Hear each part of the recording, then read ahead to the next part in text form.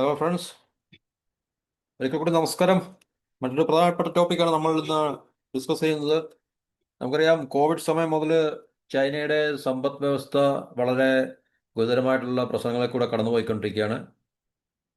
അപ്പോൾ ഗുരുതരമായിട്ടുള്ള പ്രശ്നങ്ങൾ എന്ന് പറയുമ്പോൾ തീർച്ചയായിട്ടും അതിനുശേഷം ട്രംപിൻ്റെ വരവോടുകൂടി ട്രംപ് ഏർപ്പെട്ടിട്ടുള്ള വ്യാപാര ചുങ്കം, അപ്പോൾ ഇതെല്ലാം കൂടെ കണക്കിലെടുക്കുമ്പോൾ ശരിക്കും പറഞ്ഞു കഴിഞ്ഞാൽ സാമ്പത്തികമായിട്ടുള്ള സങ്കീർണതകളും അല്ലെങ്കിൽ പ്രശ്നങ്ങളും എല്ലാം തന്നെ ഗുരുതരമാണ്. പ്രത്യേകിച്ച് റിയൽ എസ്റ്റേറ്റ് ഇതുപോലുള്ള മേഖലകളൊക്കെ തന്നെ ചൈനയുടെ വൻ പ്രതിസന്ധി നേരിട്ടുകൊണ്ടിരിക്കുന്ന ചില സെക്ടേഴ്സാണ്.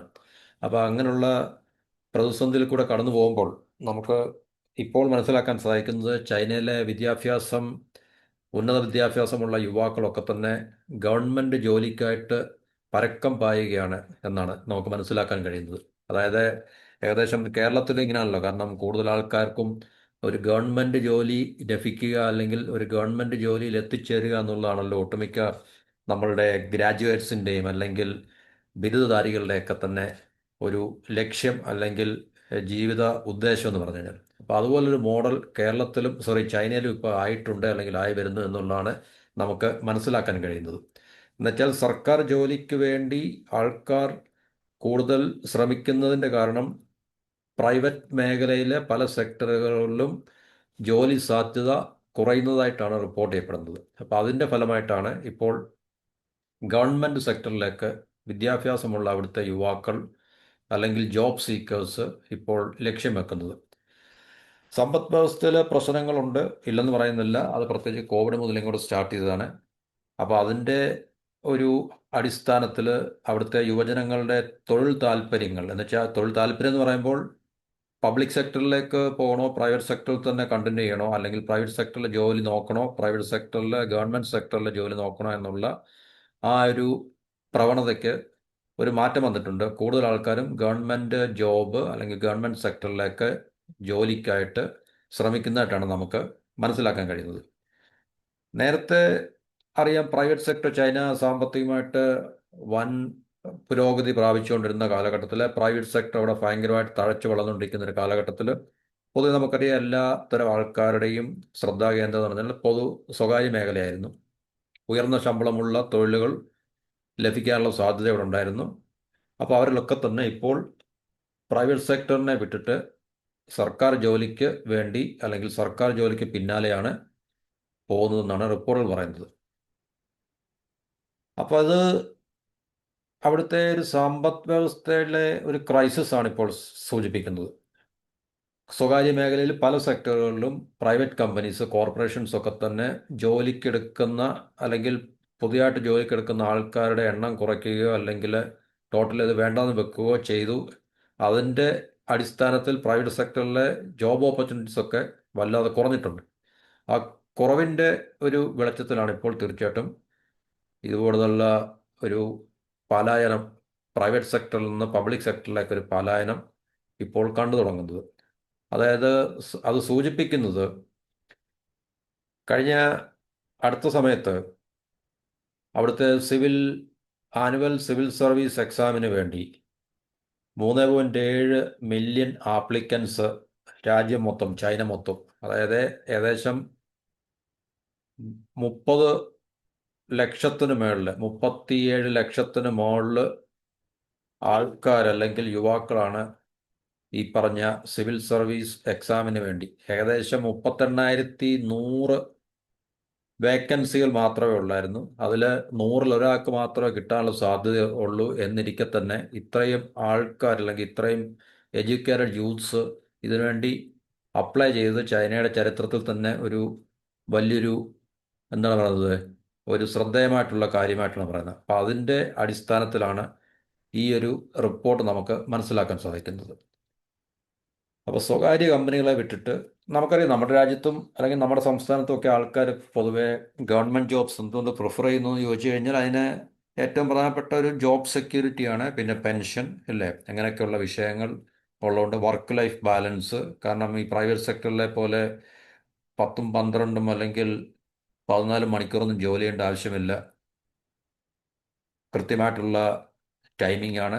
പിന്നെ വർക്ക് ലൈഫ് ബാലൻസിന് അത് വളരെ സഹായകരമാണ്. ഇങ്ങനെയൊക്കെയുള്ള, പിന്നെ പെൻഷനുണ്ട്. പിന്നെ ലീവുകൾ, ഇങ്ങനെയൊക്കെയുള്ള ഒത്തിരി കാര്യങ്ങൾ മുൻഗണനാക്രമത്തിൽ നിൽക്കുന്നത് കൊണ്ട്, അല്ലെങ്കിൽ അതിനൊരു ചാൻസ് അവസരം ഉള്ളതുകൊണ്ട്, തീർച്ചയായിട്ടും നമ്മുടെ സംസ്ഥാനത്തും അല്ലെങ്കിൽ രാജ്യത്തും പൊതുവെ ഗവൺമെൻറ് സെക്ടറിലേക്ക് ആകർഷിക്കപ്പെടുന്ന ജോബ് സീക്കേഴ്സിൻ്റെ എണ്ണം വളരെ കൂടുതലാണ്. അങ്ങനെ ഒരു ട്രെൻഡ് നമ്മുടെ ഇന്ത്യയിലും കേരളത്തിലും ഒക്കെ പ്രത്യേകമായിട്ടുണ്ട്. അപ്പോൾ ഇത് തന്നെയാണ് അവിടെയും സംഭവിച്ചുകൊണ്ടിരിക്കുന്നത്. അവിടെയും സർക്കാർ ജോലിക്കുള്ള അപേക്ഷകർക്ക് എണ്ണം കൂടുന്നു. ഈ പറഞ്ഞ 37 ലക്ഷം പേരാണ് ഈ ആനുവൽ സിവിൽ സർവീസ് എക്സാമിന് വേണ്ടി അപ്ലൈ ചെയ്തിട്ടുള്ളത്. അപ്പോൾ ഇത്രയധികം ആൾക്കാർ, അല്ല ഇത്രയധികം ആപ്ലിക്കേഷൻ ചൈനയിൽ ഈ പറഞ്ഞ പരീക്ഷയ്ക്ക് വേണ്ടി ആദ്യമായിട്ടാണ് ഇത്രയും അപേക്ഷകൾ സ്വീകരിക്കുന്നതെന്നാണ് പൊതുവെ നമുക്ക് മാധ്യമ റിപ്പോർട്ടുകൾ കൊണ്ട് മനസ്സിലാക്കാൻ സാധിക്കുന്നത്. ആ പാടെ നമ്മൾ നേരത്തെ പറഞ്ഞില്ല, 31,100 വേക്കൻസി ഉള്ളൂ. അതിനുവേണ്ടിയാണ് 37 ലക്ഷത്തിൽ പരം ആൾക്കാർ അപ്ലൈ ചെയ്തിരിക്കുന്നത്. 100 മാത്രം കിട്ടാനുള്ള സാധ്യതയുള്ളതെന്ന് നമ്മൾ പറഞ്ഞു. എന്നാലും ഇതിലേക്ക് അപ്ലൈ ചെയ്ത ആൾക്കാരുടെ എണ്ണം വളരെ കൂടിയിട്ടുണ്ട്. അപ്പോൾ ജോലിയിലെ സുരക്ഷിതത്വവും അതുപോലെ തന്നെ ഈ വർക്ക് ലൈഫ് ബാലൻസും ഒക്കെ തന്നെ കണക്കിലെടുത്ത് ആൾക്കാർക്ക് പ്രൈവറ്റ് സെക്ടറിൽ ജോലി ചെയ്യുന്ന താല്പര്യം കുറഞ്ഞിട്ടുണ്ട്. പൊതുവെ അവിടുത്തെ ചാൻസുകളും കുറഞ്ഞു വരുന്നുണ്ട് എന്നുള്ളതാണ് സൂചിപ്പിക്കുന്നത്. ചൈനയിലെ നഗരങ്ങളെ കേന്ദ്രീകരിച്ചുള്ള തൊഴിലില്ലായ്മ 16 മുതൽ 24 വയസ്സ് വരെയുള്ള ഒരു പ്രായത്തിലുള്ളവരുടെ ആ ഒരു ഏജ് ഗ്യാപ്പിൽ 17% മുകളിലാണ്. US ഇത് 10% താഴെ മാത്രമാണ് കമ്പാരിറ്റീവ് ആയിട്ടുള്ള റിപ്പോർട്ട് പറയുന്നത്. അപ്പോൾ അവിടെ തൊഴിലില്ലായ്മ വളരെ രൂക്ഷമാണ് എന്നാണ് കാണിക്കുന്നത്. ഈ 16 മുതൽ 24 വരെ പ്രായമുള്ള ബിരുദധാരികളായിട്ടുള്ള എഡ്യൂക്കേറ്റഡ് ആയിട്ടുള്ള യുവാക്കളിൽ 17% മുകളിൽ അവിടെ തൊഴിലില്ലായ്മ ഉണ്ട്, അൺഎംപ്ലോയ്മെൻ്റ് ഉണ്ട്. അമേരിക്കയിൽ 10% താഴെ ഉള്ളൂ എന്നാണ് പറയുന്നത്.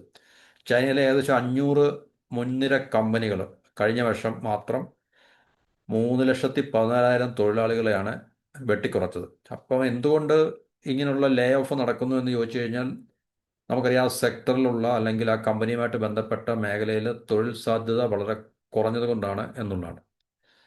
തൊഴിൽ സാധ്യത കുറഞ്ഞതിൻ്റെ കാരണവും ഈ പറഞ്ഞ സാമ്പത്തികമായിട്ടുള്ള പ്രതിസന്ധി ചൈനയിലെ ഓവറോൾ എക്കോണമിയിലുണ്ട്. പല സെക്ടറിൽ അത് വളരെ രൂക്ഷവുമാണ്. ആർട്ടിഫിഷ്യൽ ഇൻ്റലിജൻസിൻ്റെ കടന്നുവരവ് എല്ലാ രാജ്യത്തും വിപ്ലവകരമായിട്ടുള്ള മാറ്റങ്ങൾ ഉണ്ടായിക്കൊണ്ടിരിക്കുകയാണ്. ചൈനയിൽ മാത്രമല്ല, ഇന്ത്യയിലും ട്രഡീഷണൽ ആയിട്ടുള്ള ജോബുകളെല്ലാം തന്നെ നഷ്ടപ്പെട്ടുകൊണ്ടിരിക്കുകയാണ്. പലയിടത്തും IT സെക്ടറിലൊക്കെ തന്നെ ലേ ഓഫ് വൻതോതിൽ നടക്കുന്നുണ്ട്. അതുപോലെ തന്നെ ഗ്ലോബൽ റിസഷൻ എന്ന് പറഞ്ഞാൽ തീർച്ചയായിട്ടും കോവിഡിന് ശേഷമുള്ള സാമ്പത്തിക അവസ്ഥ നമുക്ക് മനസ്സിലാക്കി കഴിഞ്ഞാൽ പല രാജ്യങ്ങളും പിന്നെ അഗ്രസീവായിട്ടുള്ള അല്ലെങ്കിൽ റോബസ്റ്റ് ആയിട്ടുള്ള ഗ്രോത്തിൻ്റെ പാതയിലൊന്നുമല്ല. ചൈനയുടെയൊക്കെ ഗ്രോത്ത് ഒത്തിരി കുറഞ്ഞിട്ടുണ്ട്. ആകപ്പാടെ ഗ്രോത്ത് റേറ്റിൽ നമ്മൾ നോക്കുമ്പോൾ ഇന്ത്യയുടെ ഗ്രോത്ത് റേറ്റ് മാത്രമാണ് ഒരു 6 പോയിൻ്റ് സംതിങ്, അല്ലെങ്കിൽ ഒരു 5%-ന് മേളിൽ ഗ്രോത്ത് ഉള്ള ഒരു രാജ്യത്ത് പക്ഷേ ഇന്ത്യ മാത്രമായിരിക്കാം. അല്ലെങ്കിൽ 6%-ന് മുകളിൽ ഗ്രോത്ത് റേറ്റ് ഉള്ള ഒരു രാജ്യം ഇന്ത്യ മാത്രമായിരിക്കാം. പക്ഷേ എന്നിരുന്നാൽ തന്നെയും ഞാൻ നേരത്തെ പറഞ്ഞു, നമ്മളെ സംബന്ധിച്ച്, രാജ്യത്തെ സംബന്ധിച്ച് ആ ഗ്രോത്ത് റേറ്റ് ഒന്നും ഒരു സാറ്റിസ്ഫാക്ടറി അല്ല. കാരണം നമുക്ക് ആ ഗ്രോത്ത് റേറ്റ് കൊണ്ട് നമുക്ക് ഇരുന്ന് കഴിഞ്ഞാൽ നമുക്ക് ഇഴഞ്ഞ് ഇല്ല ഒച്ചഴയുന്ന നമുക്ക് മുമ്പോട്ട് നീങ്ങാമെന്നല്ല, നമുക്ക് ഒരു പ്രത്യേകിച്ച് ഫാസ്റ്റായിട്ടുള്ള പ്രോഗ്രസ് അല്ലെങ്കിൽ ഗ്രോത്ത് ഒന്നും നമ്മുടെ എക്കോണമിയിൽ ഉണ്ടാകത്തില്ല. എന്നിരുന്നാൽ തന്നെയും കമ്പാരിറ്റീവ്ലി മറ്റു രാജ്യങ്ങളെ അപേക്ഷിച്ച് ഗ്രോത്ത് റേറ്റ് കൂടുതലുള്ള ഒരു രാജ്യമായിട്ട് നിലനിൽക്കുന്ന ഇന്ത്യയാണ്. ചൈനയിലെ ഗ്രോത്ത് റേറ്റ് ഒക്കെ നമുക്കറിയാം ഒത്തിരി കുത്തനെ താഴോട്ട് പോയിട്ടുണ്ട്. അപ്പോൾ അതവിടെ അവരുടെ സാമ്പത്തിക മേഖലയിൽ അല്ലെങ്കിൽ സമ്പദ് വ്യവസ്ഥയിൽ നിൽക്കുന്ന പ്രതിസന്ധി കാരണമാണ്. എന്നിരുന്നാൽ തന്നെയും ചൈനയുടെ overall economic performance much better ആണ്. കാരണം അവർ ഈ അടുത്ത സമയത്തും അവരുടെ ട്രേഡ് സർപ്ലസ് 1 ട്രില്യൺ മുകളിലായിട്ടെന്നുള്ള റിപ്പോർട്ടുകളൊക്കെ നമ്മൾ വായിച്ചതാണ്.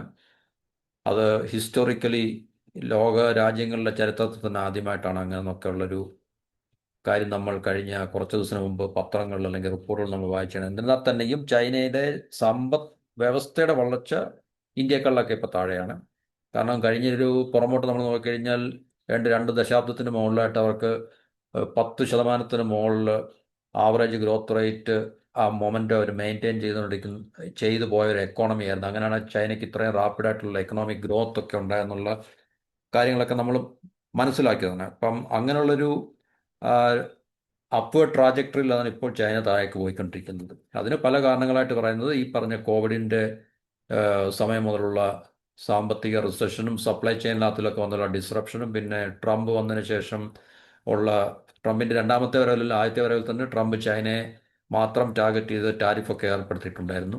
അപ്പോൾ അതിൻ്റെയൊക്കെ വെളിച്ചത്തിലാണ് ചൈനയ്ക്ക് അവരുടെ ബൂം ചെയ്തുകൊണ്ടിരുന്ന എക്സ്പോർട്ട് മാർക്കറ്റിലൊക്കെ കുറയാൻ തുടങ്ങിയതും അവർക്ക് സാമ്പത്തികമായിട്ടുള്ള ഈ പ്രതിസന്ധികൾ ആഗോളപരമായിട്ടും അതുപോലെ തന്നെ ആഭ്യന്തരമായിട്ടും റിയൽ എസ്റ്റേറ്റ് ഇതുപോലുള്ള മേഖലകളിലൊക്കെ തന്നെ അവർക്ക് വൻതോതിലുള്ള തിരിച്ചടികളോ അല്ലെങ്കിൽ ഭയങ്കരമായിട്ടുള്ള റിസഷനൊക്കെ തന്നെ നേരിട്ടുകൊണ്ടിരിക്കുന്ന ഒരു കാഴ്ചയാണ് നമുക്ക്. അപ്പോൾ അതിൻ്റെ വെളിച്ചത്തിലാണ് തീർച്ചയായിട്ടും, അല്ലെങ്കിൽ അങ്ങനെയൊക്കെയുള്ള അവസ്ഥകൾ നിലനിൽക്കുന്നുണ്ട്.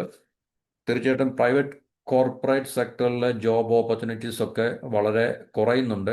ആ കുറവാണ് ഇപ്പോൾ തീർച്ചയായിട്ടും അവരുടെ ഗവൺമെൻറ് സെക്ടറിലേക്ക് കൂടുതൽ ആൾക്കാരെ, അല്ലെങ്കിൽ ഈ ഉദ്യോഗാർത്ഥികൾ അല്ലെങ്കിൽ ജോലി തേടിപ്പോകുന്ന യുവാക്കൾ, വിദ്യാഭ്യാസം ചെയ്ത ഉന്നത വിദ്യാഭ്യാസമുള്ള ഉദ്യോഗാർത്ഥികൾ ഗവൺമെൻറ് സെക്ടറിലേക്ക് ജോലി തേടി പോകുന്ന ഒരു ട്രെൻഡ് ഇപ്പോൾ വർദ്ധിച്ചു വരുന്നതായിട്ട് നമുക്ക് മനസ്സിലാക്കാൻ സാധിക്കുന്നത്. അപ്പോൾ ഇത് ഏത് തരത്തിലുള്ള മാറ്റങ്ങൾ ചൈനീസ് എക്കോണമിയിൽ ഉണ്ടാക്കും എന്നുള്ളതിനെക്കുറിച്ച് നമുക്ക് കൃത്യമായി ഇപ്പോൾ പറയാൻ സാധിക്കത്തില്ല. ഒരുപക്ഷെ അടുത്ത പ്രാവശ്യം ഇതിനേക്കാളും ഉയർന്ന തോതിലായിരിക്കും ഈ ആപ്ലിക്കൻസിൻ്റെ എണ്ണം. കാരണം ഈ പ്രതിസന്ധി നമുക്കറിയാം, സമ്പദ് വ്യവസ്ഥയിൽ ഒരു പ്രതിസന്ധിയൊക്കെ ഉണ്ടായിക്കഴിഞ്ഞാൽ ഏത് രാജ്യത്തിൻ്റെ ആയാലും അത് പെട്ടെന്നൊന്നും റിസോൾവ് ചെയ്യാനോ അല്ലെങ്കിൽ ആ പഴയ ഒരു സ്ഥിതിയിലേക്ക് പെട്ടെന്നൊന്നും വരത്തില്ല തീർച്ചയായിട്ടും. കാരണം ഇതിനെല്ലാം ഒരു സൈക്ലിക്കലായിട്ടുള്ള ഒരു പീരീഡ് ഉണ്ട്. ആ സൈക്ലിക്കൽ പീരീഡ് എന്തായാലും കംപ്ലീറ്റ് ചെയ്യാതെ ആ എക്കോണമിയുടെ എന്താണ് പറയുന്നത്, ആ ഒരു പെർഫോമൻസിനോ അല്ലെങ്കിൽ എക്കോണമി ഏത് രീതിയിലാണെന്നുള്ളതിൻ്റെ അതിനൊരു മാറ്റങ്ങൾ സംഭവിക്കാൻ ഷോർട്ട് ടൈമിൽ എന്തായാലും ഒരു എന്താണ് പറയുന്നത്, നമുക്ക് ഡ്രമാറ്റിക് ആയിട്ടുള്ള ചേഞ്ച് ഒന്നും ഒരു എക്കോണമിയെ നമുക്ക് പ്രതീക്ഷിക്കേണ്ട. ഇപ്പം വളർച്ചയുടെ പാതയിൽ പോയിക്കൊണ്ടിരിക്കുന്ന ഒരു എക്കോണമി ആണെങ്കിൽ തീർച്ചയായിട്ടും ആ സൈക്കിൾ കുറേ വർഷങ്ങൾ നിലനിൽക്കും. അതുപോലെ തന്നെ ഈ ഡൗൺവേർഡിലേക്ക് പോയിക്കൊണ്ടിരിക്കുന്ന ഒരു എക്കോണമി ആണെങ്കിൽ തീർച്ചയായിട്ടും ആ ഒരു ട്രെൻഡും കുറേ വർഷങ്ങൾ നിലനിന്നതിന് ശേഷം മാത്രമേ നമുക്ക് പിന്നീടുള്ള റിക്കവറി എന്ന് പറയുന്ന സ്റ്റേജിലേക്ക് വരാൻ സാധിക്കത്തുള്ളൂ. അതുകൊണ്ട് തീർച്ചയായിട്ടും ചൈന നേരിടുന്ന പ്രതിസന്ധിക്കൊരു സൊല്യൂഷൻ അവർക്ക് ആഭ്യന്തരമായിട്ട് ഉണ്ടാക്കിയെടുക്കുവാൻ സാധ്യമല്ല. കാരണം ഗ്ലോബലൈസ്ഡ് എക്കോണമി ആയതുകൊണ്ടും ചൈനയുടെ എക്കോണമി ഏറ്റവും കൂടുതൽ ഗ്ലോബൽ എക്കോണമിയായിട്ട് കണക്റ്റഡ് ആയതുകൊണ്ടും തീർച്ചയായിട്ടും അവർ നേരിടുന്ന പ്രതിസന്ധിയെ പെട്ടെന്ന് ഷോർട്ട് ടൈം അല്ലെങ്കിൽ ഷോർട്ട് മീഡിയം ടൈമിലേക്ക് അവർക്ക് അതിനെ മാനേജ് ചെയ്ത് പഴയ ഒരു എന്താണ് പറയുന്നത്, ഒരു അവരുടെ പഴയ കണ്ടീഷനിലേക്ക് അവരെ ചൈനീസ് എക്കോണമിയെ കൊണ്ടുവരാൻ ഉള്ള പോസിബിലിറ്റി വളരെ നില്ലാണ്. അതുകൊണ്ട് തീർച്ചയായിട്ടും ഇങ്ങനൊരു ട്രെൻഡ് തീർച്ചയായിട്ടും വരും കാലങ്ങളിൽ നമുക്ക് ഒരു എന്താണ് പറയുന്നത് വർധനമായിട്ട് തന്നെ ചൈനയെ നമുക്ക് കാണാൻ സാധിക്കും. എന്നുവെച്ചാൽ കൂടുതൽ ആൾക്കാർ ഗവൺമെൻറ് സെക്ടറിലേക്ക്, പബ്ലിക് സെക്ടറിൽ ഗവൺമെൻറ് സെക്ടറിലേക്ക്, ഗവൺമെൻറ് റിലേറ്റഡ് ജോബ്സിലേക്ക് അട്രാക്ട് ചെയ്യപ്പെടാനുള്ള സാധ്യത വളരെ കൂടുതലാണ് എന്ന് പറഞ്ഞുകൊണ്ട് ഈ ടോപ്പിക്കോട് അവസാനിപ്പിക്കുന്നു. വീണ്ടും കാണുന്നവരെ എല്ലാവർക്കും നന്ദി, നമസ്കാരം.